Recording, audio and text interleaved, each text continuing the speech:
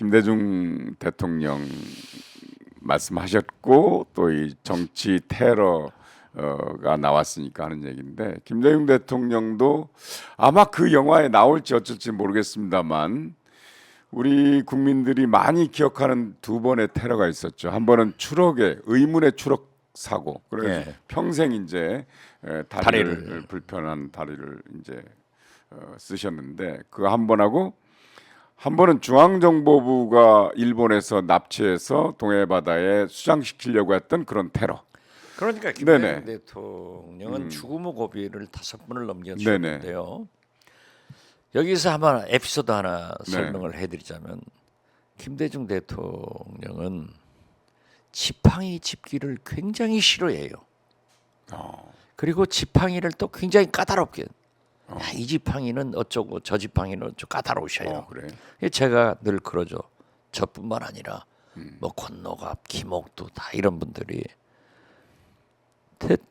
대통령님, 총재님, 선생님 지팡이는 김대중의 고난의 상징이고 민주주의의 상징입니다. 네. 이렇게 해서 민주주의가 된 겁니다. 해도 그거 싫어하시더라고요. 본인은 그리고 그 장남 네, 김홍일 의원이 그 고문의 후유증으로 그렇죠. 결국 파킨스병 돌아가셨지만은 걸음을 못 걸었잖아요. 네, 휠체어. 그런데 마지막 네. 나라 정부로부터 현금 3천만 원을 받았다. 이런 누명으로 해서 의원직이 사퇴되고 실형을 선고받았지만은 집행유예에서 괜찮았어요. 이때 김대중 대통령께서 저한테 그러시더라고요. 나는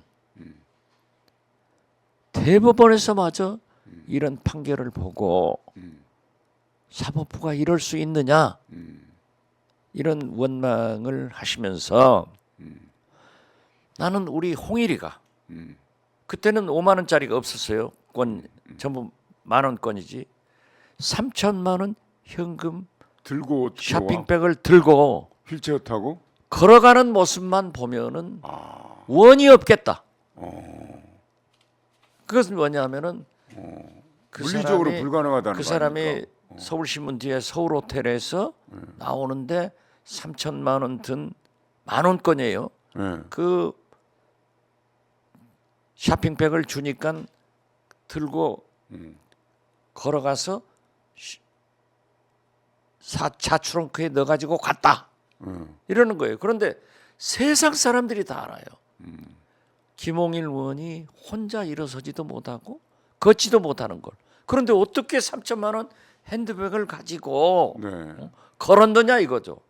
그래서 사법부에서 만약에 그러한 것을 아무리 주장을 했어도 현장 검증을 했다든지 그러한 탐문만 했어도 무죄인데 이게 유죄가 나오니까 나는 우리 홍일이가 네. 장남 아니에요? 큰아들이 3천만 원을 가지고 네. 걸어가는 모습을 한번 봤으면 원이 없겠다 네. 하는 모습이 지금 생각이 나요. 네.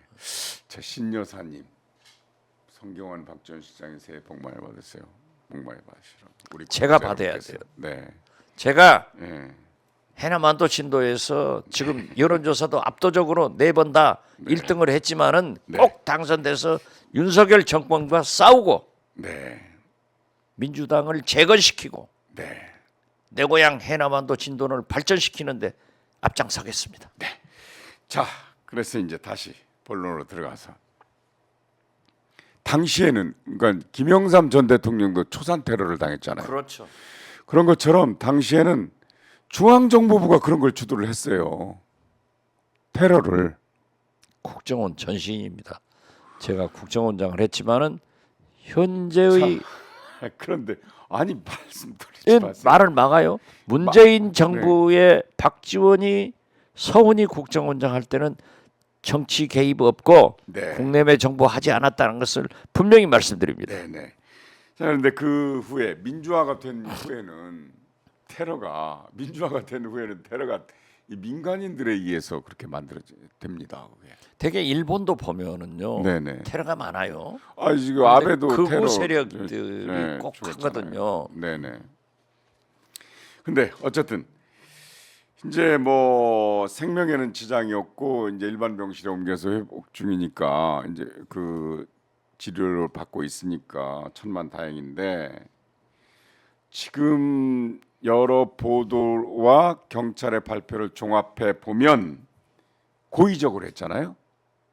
그리고 그동안에 이제 한나라당, 새누리당, 국힘당에 가입해 있다가 작년에 이재명 대표의 동선을 파악하기 위해서 민주당으로 당적을 옮겼다, 입당을 했다.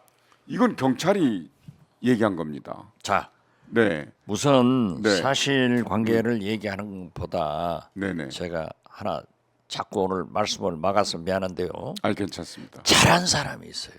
네, 사람이 살다 보니까 잘하는 일도 있더라고요. 네. 윤석열 대통령이 아, 어제 신년 할애식에서 네, 민주주의 테러다. 네네. 이건 절대 척결해야 되고 철저히 수사해라. 나는 윤석열 대통령 입에서 어떻게 저렇게 훌륭한 말씀이 나올까 깜짝 놀랐습니다. 그리고 네, 제일 잘한 것은 민주당 홍익표 원내대표 음. 의원총회를 소집해서 절대 정치적인 그런 얘기를 하지 말자. 자제하자. 자제하자. 네네. 한 것도 얼마나 좋았어요. 아니 그런데 네. 윤석열 대통령 잘한 것은 잘했다고 칭찬해야 돼요. 근데요. 옛날에 네. 사람이 오래 살다 보니까 별일 다 본다 하더니 평상시에 윤석열 그렇게- 대통령이 옳은 소리를 한 것은 네. 2년여 만에 처음이에요. 아 그런 의미에서 그렇죠. 아이고 저 평상시에 좀 그러셔야죠. 계속 혐오를 조장하고 제1야당 대표를 범죄인 시하면서 2년 동안 단 한 번도 협치를 해본 적도 없고 그러기 때문에. 청산의 대상으로 알면 그러기 때문에 오늘 조선일보에서 네. 원로들이 이런 바람이 있다. 혐오와 증오의 정치를 종식시키기 위해서는 여야 간의 대화가 필요하다. 네, 그래서 그럼요. 윤석열 대통령이 음, 이재명 대표 병실을 방문해서 병실 방문을 해라. 그래서 일호를 해서 대화를 터봐라. 이런 제안을 조선일보가 썼더라고요. 그러니까 조선일보도 그러한 것을 바라기 때문에 그러한 윤여준, 정대철 등을 인터뷰해서 그러한 얘기를 하시는 거예요. 저는 윤석열 대통령께서 이렇게 신년에 처음으로 네. 좋은 말씀을 했으면은 평상시에 조선일보 계속 보도- 그렇게 하자. 조선일보 보도대로 네. 원로들의 제안대로 음. 저는 이재명 대표의 병상을 방문해서 정치를 풀어가는 그런 모습을 신년에 국민들한테 선물해 주라. 그러면은 이것이야말로 김대중 대통령께서 말씀한 모든 일은 전화위복의 계기로 삼아라. 네. 이게 된다. 저는 그렇게 봤어요. 시장님.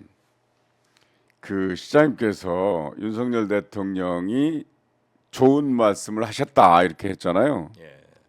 그러니까 그 말씀만 들은 우리 구독자 여러분께서 완전히 오해를 하시는 거예요. 뭐냐? 박지원도 정치 그만하세요. 헛소리 할 거면. 이 빼빼로라는 분이 그렇게 얘기했고 제임스 본이라는 분은 참 일관성 없어 이랬다 저랬다. 그런가 하면 그걸 반박하는 말씀도 있어요. 카탈리아라는 분이 그 말을 그렇게 듣지 말고 반대로. 아니 그러니까 제가 예, 이 나이에 정치를 하면서 네, 잘한 것은 잘했다, 잘못한 것은 잘못했다. 방향을 제시해 줘야지. 네, 제가 그렇습니다. 무조건 그런데 아니 이제 그거 보세요. 제가 네. 윤석열 대통령도 처음으로 칭찬합니다. 네, 그리고 네, 김건희 여사도 제가 칭찬을 얼마나 했어요. 네. 그때도 제가 몰매를 맞았지만은 네. 저는 할 건 해야 된다. 차복철님 칭찬할 걸 저게 민심이에요.